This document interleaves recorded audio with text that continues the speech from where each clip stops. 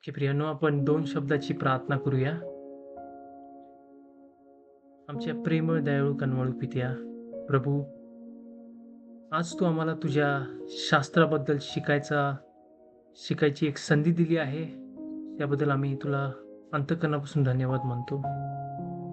प्रभू, जेव्हा आमचं हे शिक्षण पूर्ण होईल, आम्ही इथून जेव्हा शिकून जाऊ, तेव्हा आम्ही खरोखर एक चांगली प्रेरणा तुझ्या शास्त्राप्रती घेऊन जाऊ आणि शास्त्राला आमच्या हृदयाच्या, आमच्या जीवनात सर्वात जवळ असं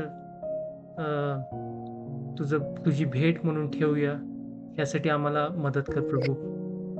आम्ही सर्व नतमस्तक होऊन प्रिय पित्या तुझ्या हाती पडतो आणि तू आमचा बायबल टीचर आहे असं घोषित करून हा अभ्यास सुरू करतो.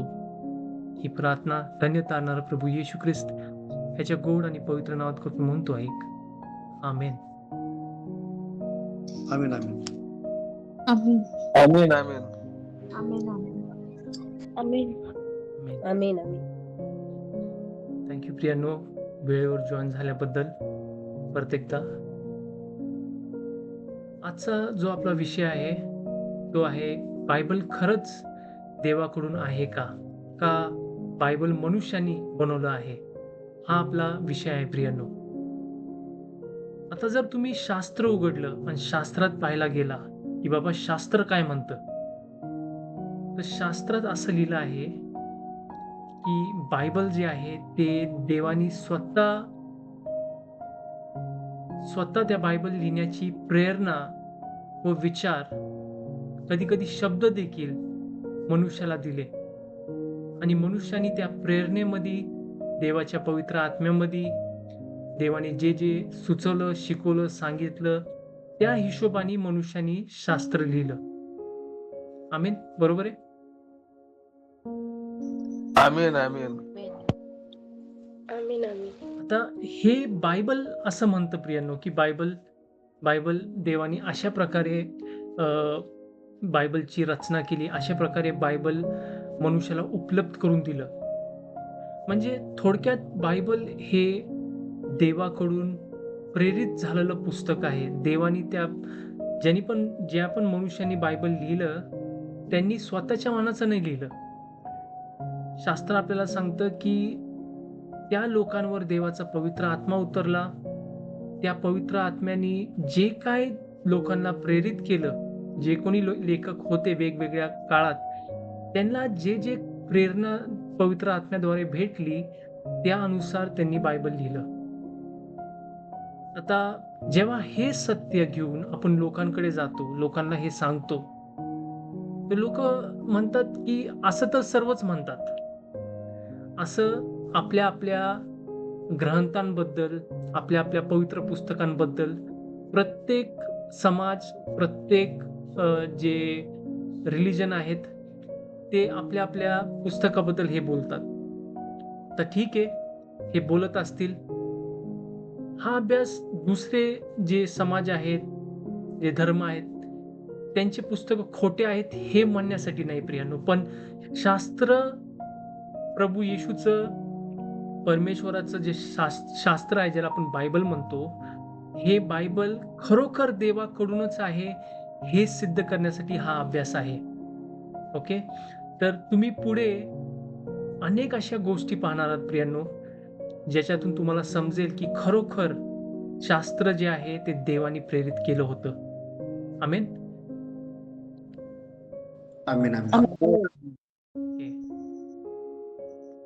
जर तुम्हाला पाहायचं आहे की बाबा शास्त्र खरोखर देवानीच प्रेरित केलं आहे का, तर तुम्ही प्रियांनो शास्त्राच्या एकताकडे थोडंसं लक्ष द्या. शास्त्रामध्ये जी एकता दिसते ना, त्याच्याकडे थोडंसं तुम्ही लक्ष द्या. आता बायबल हे 66 बुक्सचं कंपलेशन आहे. म्हणजे 66 बुक, 66 पुस्तकं घेऊन एकत्र त्यांना बांधलं आहे आणि त्याचं बायबल बनवलं आहे.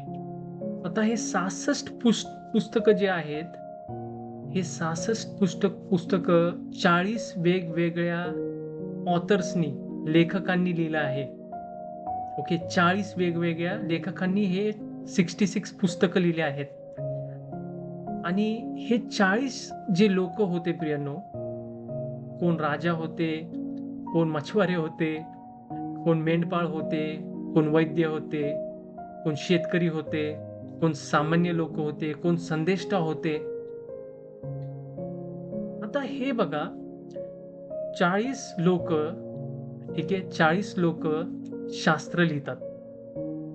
आता शास्त्र काय 100 वर्षात लिहिलं गेलं नव्हतं, किंवा कोणी एक हे 40चे 40 लोक एकदाच जिवंत होते आणि तेव्हा त्यांनी शास्त्र लिहिलं असंही नाही. हे लोक 1500 वर्षाच्या मधोमध जगलेले लोक आहेत. म्हणजे कोण 1500 वर्षाच्या सुरुवाती, कोण मधोमध, कोण शेवटी, असे हे लोक आहेत ज्यांचं जीवन कोणत्या तरी सदीमध्ये होतं या 1500 वर्षांमधोमध. आणि तेवढंच नाही प्रियांनो, तर हे जे 40 लोक आहेत ह्यांनी बायबल 3 वेगवेगळ्या भाषात लिहिलं होतं. एक आहे हिब्रू, दुसरं आहे आरामिक. ओके, आरामिक जे लिहिलं होतं बायबल ते खूप थोडं लिहिलं होतं. दानियल ह्याचे काय अध्याय नुसतं आरामिक मध्ये लिहिले आहेत. आणि तिसरं म्हणजे ग्रीक. आता तुम्ही लक्ष देऊन पहा, 40 लोक वेगवेगळ्या बॅकग्राऊंड मधून आलेले, वेगवेगळं त्यांचं जीवन आहे. 1500 वर्ष मधोमध हे बायबल लिहिलं गेलं होतं. म्हणजे एकही जण असं नाही की एकत्रच दुसऱ्या ऑथर्सनी ती बायबल लिहितोय. एक दोन असेल, पण सर्वजण नाही. ठीक आहे. मग त्याच्यामध्ये हे 3 वेगळ्या भाषांमध्ये बायबल लिहिलं गेलं होतं. म्हणजे बायबलला जर तुम्ही मोडून पाहिलं तर 3 वेगळ्या भाषांमध्ये बायबलला लिहिलं होतं. ओके, तेवढंच नाही प्रियांनो, 3 भाषा सोबत हे बायबल 3 वेगळ्या खंडात, म्हणजे कॉन्टिनेंट, 3 वेगळ्या खंडात हे बायबल लिहिलं होतं. ओके, ते खंड कोणचे? एशिया, आफ्रिका, ठीक आहे, किंवा तुम्ही मिडल ईस्टचा भाग म्हणू शकता, आणि युरोप. ओके, आता हे 3 खंडांमध्ये बायबल लिहिले गेले होते. तर तुम्ही हिशोब लावा प्रियांनो, विचार करून हिशोब लावा की 40 लोक बायबल लिहितात, 3 वेगळ्या भाषात लिहितात, 3 वेगळ्या खंडातून लिहितात, इतक्या वेगवेगळ्या बॅकग्राऊंड मधून हे लोक आलेले आहेत. आणि हे सगळं वेगळं असतानाही ह्या लोकांचा संदेश एकच. असं कसं शक्य होऊ शकतं? असं कसं शक्य होऊ शकतं की हे सर्व लोक एकच संदेश देवाबद्दल देतात की देव प्रेम आहे, देव त्याचा एकुलता एक पुत्र पाठवणार आहे, त्याच्याद्वारे मनुष्याचं संगोपन होणार आहे, त्याच्याद्वारे मनुष्याचं तारण होणार आहे. हे कसं शक्य आहे प्रियांनो? आमेन. तुम्हाला समजते मी काय म्हणतोय? आमेन. आमेन. हो, आमीन आमीन. तर ही गोष्ट बायबलची एकता दाखवते की जे बायबल लिहिलं गेलं आहे, ज्यांनी लिहिलं आहे, वेगवेगळ्या भाषा असल्यामुळे, वेगवेगळ्या खंडातून असल्यामुळे पण ह्याच्यात फूट पडू शकली असती, पण तसं झालं नाही. ज्यांनी कोणी अभ्यास बायबलचा केला आहे त्यांनी हेच पाहिलं आहे की हे सर्व एकामेकांसंगती जुळून गोष्टी बोलतात. ह्यांनी कधी एकामेकाला पाहिलं नाही, कधी एकामेकांसंगती बोलले नाही. ओके, तरी पण हे 40 जे लेखक आहेत ते सर्व एकच गोष्ट बोलत आहेत. आणि तीच गोष्ट इथे सिद्ध करते की शास्त्र खरोखर देवाकडून आहे. आमेन. आमेन. आमेन. दुसरी गोष्ट प्रियांनो, दुसरी गोष्ट म्हणजे भविष्यवाणी. आता बायबलमध्ये अनेक अशा भविष्यवाण्या आहेत, पण सर्वात महत्वाची गोष्ट ही आहे की जवळपास सर्वच भविष्यवाण्या प्रभू येशूकडे केंद्रित आहेत, किंवा प्रभू येशूला मध्ये ठेवून किंवा त्याच्या राज्याला मध्ये ठेवून ती भविष्यवाणी केली आहे. जितके पण प्रभू येशूबद्दल भविष्यवाण्या केल्या गेल्या होत्या त्या सर्व पूर्ण झाल्या आहेत प्रियांनो. समजून घ्या की प्रभू येशू ख्रिस्त जवळपास 4000 वर्षांनंतर आला. म्हणजे पृथ्वी सुरू होऊन 4000 वर्ष लोटल्यानंतर कुठेतरी प्रभू येशू आला. पण त्या 4000 वर्षा अगोदर जे काय भविष्यवाणी वेगवेगळ्या संतांनी, वेगवेगळ्या भविष्यवक्तांनी, वेगवेगळ्या लेखकांनी देवाबद्दल सांगितल्या होत्या, ख्रिस्ताबद्दल सांगितल्या होता की तो बेथलेहेम मध्ये जन्म त्याचा होणार आहे. त्याला 30 नाणे 30 चांदीच्या नाण्यांमुळे विकलं जाणार आहे. त्याला क्रुसावर टाकले जाणार आहे. तो एका कुवारीच्या पोटातून जन्म घेणार आहे. प्रत्येक भविष्यवाणी पूर्ण झाली प्रियांनो. तुम्ही जर स्तोत्र 22 वाचलं तर तुम्हाला ही गोष्ट ते समजेल. ठीक आहे. त्यासह जर तुम्ही दानियल आणि प्रकटीकरण ह्या 2 पुस्तकांचा अभ्यास केला तर तुम्हाला हुबेहूब समजेल की शास्त्र जगात जे काय चाललं आहे ते सर्व काय आपल्याला टप्प्याटप्प्याने सांगत आहे की ते कसं चाललं आहे. ओके. तर जर शास्त्र खरं नसतं तर ही गोष्ट पण खरी नसती. पण प्रियांनो, शास्त्र खरं आहे. देवानी या शास्त्राला प्रेरित केलं होतं. शास्त्राला देवानी जे लेखक होते त्यांना प्रेरणा दिली होती, त्यांना शिकवलं होतं, समजवलं होतं. त्यांनी तेच घेऊन सर्व लिहिलं आणि म्हणून आज प्रत्येक गोष्ट जसं देव म्हणतो तशीच घडत आहे. आणि ह्यानी मी समजू शकतो की खरोखर शास्त्र देवाकडून आहे. आमेन. आमीन आमीन. आमेन. त्यासाठी प्रियांनो, तुम्ही इतिहास जो आपण म्हणतो इतिहासाकडे पहा. इतिहासाकडे पहा आणि तुम्ही नुसतं शास्त्र उघडा आणि वाचा. शास्त्रातले वेगवेगळे जे गोष्टी आहेत जेव्हा तुम्ही वाचताल ते तुम्हाला इतिहासामध्ये दिसेल.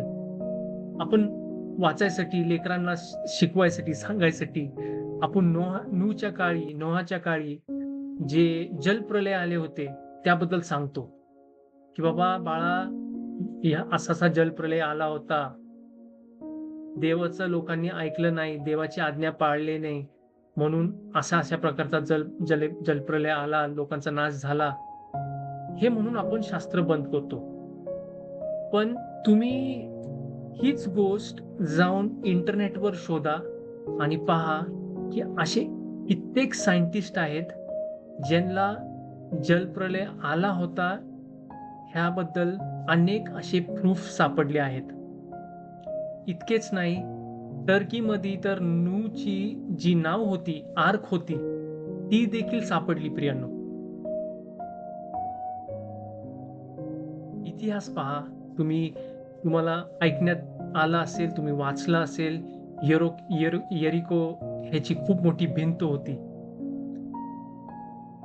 आणि आज जशी चायनाची मोठी भिंत आहे तशीच यरिको हे जे राज्य होतं ह्यांची पण एक खूप मोठी भिंत होती. ती भिंत खरंच होती का? तुम्ही इंटरनेटवर टाका आणि तुम्हाला समजेल की ती भिंत खरोखर होती. मी जे पुस्तक तुम्हाला देऊ इच्छित आहे किंवा दिलं आहे ते पुस्तक उघडा. त्या पुस्तकामध्ये कोणचा आर्किओलॉजिस्ट म्हणजे कोणचा व्यक्ती जो संशोधन करतो इतिहासावर, जाऊन मागे जाऊन बघतो की खरोखर हे झालं होतं का, कोणी ते संशोधन केले त्याबद्दल तुम्हाला समजेल प्रियांनो. यरिको झाले, निनिवे झाले, यरुसलेम मध्ये अनेक असे गोष्टी आहेत जे आज पण इस्रायल मध्ये आहेत. तुम्ही इंटरनेटवर जाऊन वाचू शकता, तुम्ही इस्रायल मध्ये जाऊन बघू शकता की जे काय शास्त्रात लिहिलं आहे ते सर्व काय तिकडे आहे का नाही. मी जे तुम्हाला पुस्तक दिलं आहे ते पुस्तक उघडून पहा, त्याच्यात रेफरन्स दिले आहेत आणि ते रेफरन्स घेऊन इंटरनेटवर सर्च करा, शोधा. तुम्हाला सापडेल आणि तुम्ही पूर्णपणे कन्व्हिन्स होताल की खरोखर देवाचं जे शास्त्र आहे ते सत्य आहे. आमेन. आमीन आमीन. प्रियांनो, जे आम्हाला ऑनलाईन ऐकत आहात, जर तुम्हाला हे जे पुस्तक ज्याच्याबद्दल मी बोलत आहे त्याची जर तुम्हाला कॉपी पाहिजे असेल तर ह्या व्हिडिओच्या डिस्क्रिप्शनमध्ये मी लिंक सोडेल, त्या लिंकवर क्लिक करा आणि तुम्ही पुस्तक बिना काही पैसे देऊन तुम्ही ते पुस्तक फ्रीली एकदम डाउनलोड करू शकता. ठीक आहे. आणि तुम्ही ते पुस्तक वाचा. तुम्ही ह्या विषयाला अजून चांगल्या रीते समजून घ्यायचा प्रयत्न करा.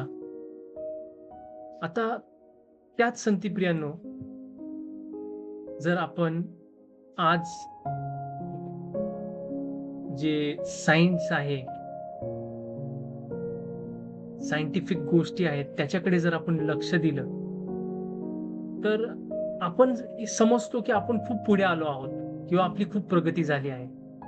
मराठीत आपण सायन्सला काय म्हणतो? विज्ञान. विज्ञान. आपल्याला असं वाटतं 21वी सदीचे लोक जे आहोत आपण, त्याला असं वाटतं की आपण विज्ञानात खूप पुढे आलो आहोत. पण जर तुम्ही शास्त्र उघडलं ना प्रियांनो, तर तुम्हाला दिसेल की शास्त्रात हे वचन जे मी स्क्रीनवर दिले आहेत, यशाया, लेवे, उत्पत्ती, ह्याच्यामध्ये विज्ञानाबद्दल खूप आधीच अनेक गोष्टी, विज्ञानाचे जे एकदम पैलू आहेत किंवा जे एकदम फाउंडेशन आहेत त्याच्याबद्दल शास्त्रात ऑलरेडी अनेक गोष्टी दिल्या आहेत. मी खूप थोडे तुम्हाला एक्झाम्पल्स इथे दिले आहेत. पण जर तुम्ही इच्छुक असताल, तुमची इच्छा असेल बघायची, तर तुम्ही यशाया जे पुस्तक आहे 40-22 हे उघडा. त्याच्यात अक्षरशः जे यशाया हे पुस्तक आहे ते 2500 वर्षा अगोदर लिहिलेलं पुस्तक आहे. ते उघडून पहा प्रियांनो. त्याच्यात लिहिलं आहे की पृथ्वी गोल आहे. ठीक आहे. मग लेवी हेच पुस्तक उघडा, त्याच्यात पहा, तिथे लिहिलं आहे की रक्तात जीव आहे. जीव रक्तात आहे. तर आज आपण जे 21वे सदीचे लोक आहोत, आपण म्हणत आहोत की आम्ही पुढे आलोय, खूप पुढे आलोय, आता आम्हाला समजत राहिलंय. पण शास्त्राद्वारे देवानी लगभग 4000 वर्षा अगोदरच मनुष्याला सांगितलं की रक्तात जीव आहे. जेव्हा एक व्यक्ती मरायला लागतो त्याला सर्वात पहिले रक्त लावतात. आमेन. आमीन आमीन आमीन. आमीन आमीन. यस. कशासाठी प्रियानो? कारण का रक्तात जीव आहे हे आपल्याला शास्त्र सांगतं. काही 200 वर्षा अगोदर पण, 300 वर्षा अगोदर पण लोकांना वाटायचे तारे आपण मोजू शकतो. लोकांना अक्षरशः वाटायचं की तारे आपण मोजू शकतो. पण शास्त्रात 4000 वर्षा अगोदरच देवानी सांगितलं, अब्रामाला बाहेर घेऊन गेला आणि म्हटलं की तारे मोज, तुला मोजता येतात का पहा. अब्राम म्हटला, मला मोजता येत नाही, मोजता येणारच नाही. आणि हे खरं आहे प्रियांनो, इतके अनगिनत असे तारे आहेत. हे सर्वात आधी शास्त्र जे देवाचं आहे त्याच्यात लिहिलं गेलं होतं की अनगिनत तारे आहेत. इतकेच नाही की प्रत्येक तारेचं नाव आहे आणि प्रत्येक ताऱ्याची एक रचना आहे, हे देखील शास्त्र सांगतं. मी तुम्हाला खूप थोडं विज्ञान किंवा सायन्स देवाच्या वचनातून दाखवत आहे प्रियांनो. पण जर तुमची इच्छा असेल तर तुम्ही शास्त्र उघडा, तुम्ही वचनं पहा. जे मी पुस्तक तुम्हाला देऊ इच्छित आहे ते पुस्तक तुम्ही घ्या, डाउनलोड करा. त्या पुस्तकात तुम्ही उघडून प्रत्येक गोष्ट टप्प्याटप्प्याने पहा की किती अशा गोष्टी आहेत ज्याच्याने आपण समजू शकतो की खरोखर हे जे शास्त्र आहे ते देवाकडून आहे. आमेन. आमीन आमीन. आमीन आमीन. ओके. आपल्याकडे किती वेळ बाकी आहे प्रियांनो? 8 मिनिटे. 8 मिनिटे. ठीक आहे. आपण परत एक गोष्ट शिकूया.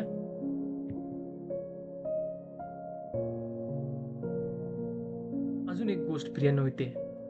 आता तुम्ही बायबल हे देवाकडूनच आहे का? हे बायबल आजपर्यंत आपल्या सोबत आहे, ह्याच्यातून तुम्ही हे समजू शकता.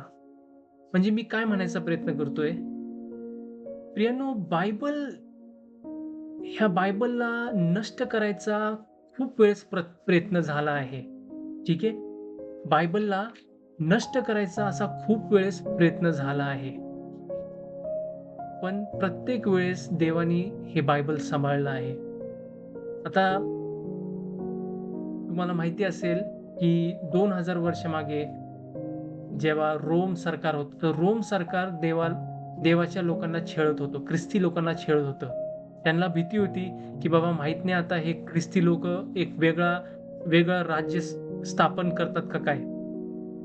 पण त्या काळी कॉन्स्टंटाईन म्हणून एक जो राजा होता, त्या राजाने स्वतःच हे बायबलचे पुस्तक छापले जावं अशी आज्ञा दिली. त्यांनी स्वतः काही बायबलचे कॉपीज रिक्वेस्ट केले. ओके. बायबलचे कॉपीज एक राजा रिक्वेस्ट करणं ही एक खूप मोठी गोष्ट आहे. तो राजा जो त्या साम्राज्याचा राजा आहे, ज्यांना बायबलच्या लोकांविषयी भीती वाटते. पण एका काळी कॉन्स्टंटाईन ह्यांनी स्वतः बायबल प्रिंट व्हावं, बायबलच्या अनेक कॉपी व्हावं ह्याची त्यांनी आज्ञा दिली होती. इंग्लंडमध्ये अनेक असे देवाचे सेवक होते. त्यांचं नाव मी त्या पुस्तकात लिहिलं आहे. ते सेवक प्रियांनो बायबल वाचत होते, बायबल शिकवत होते, म्हणून त्यांचा छळ केला जात होता. त्यांना उभ्या जाळलं जात होतं. उभ्या त्यांची हत्या केली जात होती. पण देवाने एक असा काळ, अशी वेळ हे सर्व होत असताना आणली, जिथे जो इंग्लंडचा राजा आहे, किंग जेम्स, त्या किंग जेम्सचे डोळे परमेश्वराने उघडले. त्याला सत्य समजलं आणि त्या राजाने आदेश दिला की बायबल आता इंग्लिशमध्ये चांगल्या रीते ट्रान्सलेट व्हावं. आणि म्हणून आज आपल्याकडे किंग जेम्स व्हर्जन बायबल आहे. त्या बायबल सारखं कोणतंच अजून बायबल आलं नाहीये. आमीन. समजते प्रियानो, किती अद्भुत गोष्ट आहे, ज्यांनी परमेश्वर त्याच्या बायबलची रक्षण करत आहे, त्या बायबलला टिकून ठेवत आहे, त्याची वाढ करत आहे. प्रियानो, फ्रान्समध्ये एक असा कोणी व्यक्ती होता जो खूप म्हणजे नाही का लोक त्याचं ऐकायचे. त्यांनी एक भविष्यवाणी केली. तो म्हटला की 100 वर्षानंतर हे जे बायबल आहे ना, हे बायबल तुम्हाला दिसणारच नाही. ह्या बायबलचा पूर्णपणे नाश होऊन जाईल 100 वर्षानंतर. प्रियांनो, तुम्हाला हे ऐकायला थोडं कठीण वाटेल, अशक्य वाटेल, पण त्याच व्यक्तीचं घर बायबलचं म्युझियम बनलं. आमीन. आमीन. आमीन. ओके. आमीन. त्यांचं पण नाव मी त्या पुस्तकात लिहिलं आहे. व्हॉल्टायर ह्यांचं घर बायबलचं म्युझियम बनलं आणि आज पण हे म्युझियम फ्रान्समध्ये आहे. फ्रान्स बद्दलच सांगत असताना प्रियानो परत एक गोष्ट आठवण येते. French revolution. Okay. French revolution म्हणजे एक क्रांती आली होती फ्रान्सच्या संदर्भात. त्या क्रांतीमध्ये लोकांनी काय केलं, या फ्रान्सच्या लोकांनी बायबलला नष्ट करायचं, बायबलला आपल्या देशातून काढून टाकायचं. जे कोणी बायबल वाचेल त्याची हत्या करायची, त्याला संपवून टाकायचं, असा आदेश सरकारनी लोकांनी जाहीर केला. पण झालं काय, बायबल काढलं आणि तो देश नाशाला चालला होता. तो देश म्हणजे म्हणतो ना आपण की दुसरे देश ह्या देशावर राज करतील, तसं झालं नाही. तर तो देश आतूनच स्वतःच जळायला लागला, तो देश स्वतःच रडायला लागला, तो देश स्वतःच वेगवेगळ्या संकटातून आतूनच जायला लागला. आणि ही परिस्थिती पाहून परत एकदा त्यांनी बायबल लागू केलं. परत एकदा बायबलला प्रिंट होण्याची परवानगी दिली. म्हणजे तुम्ही समजा प्रियांनो, विचारपूर्वक समजायचा प्रयत्न करा की शास्त्र काढणं हे मनुष्यासाठी किती भयानक असू शकतं. आमेन. आमीन आमीन. आमीन आमीन. प्रियानो, हे एकच असं शास्त्र आहे जे 3500 लँग्वेजेस मध्ये, भाषांमध्ये ट्रान्सलेट झालं आहे आणि कंटिन्युअसली ट्रान्सलेट होत आहे. हे एकच असं पुस्तक आहे जे वाढत आहे आणि थांबतच नाहीये. हे तेव्हाच शक्य होऊ शकतं जेव्हा खरोखर देव, ह्या बायबल संती आहे, देव परमेश्वर, स्वर्गातला परमेश्वर त्या लोकांसंती आहे ज्यांनी हे बायबल वाचलं आहे किंवा प्रिंट करत आहे. आणि म्हणून आमेन. मी हे सत्य तुमच्या समोर सर्व ठेवून तुम्हाला आव्हान देतो की तुम्हाला आव्हान देतो प्रियांनो, की तुम्ही शास्त्र वाचा, तुम्ही विश्वास ठेवा की परमेश्वर तुम्हाला आशीर्वादित करणार आहे. आपण एक छोटी प्रार्थना करूया. पुढील अभ्यास आपण पुढे करूया. ठीक आहे, पुढच्या स्टडीमध्ये करूया. आपण मान वाकूया, प्रार्थना करूया. हे आमच्या प्रेमळ दयाळू कन्वळ पित्या, खरोखर तुझं बायबल हे तुझं बायबल आहे प्रभू. तुम्ही प्रेरणा दिली आहे, तू प्रेरित केलं आहे लोकांना. तुझ्या आत्म्याने लोक प्रेरित होऊन त्यांनी हे बायबल लिहिलं आहे, असा आमचा विश्वास आहे.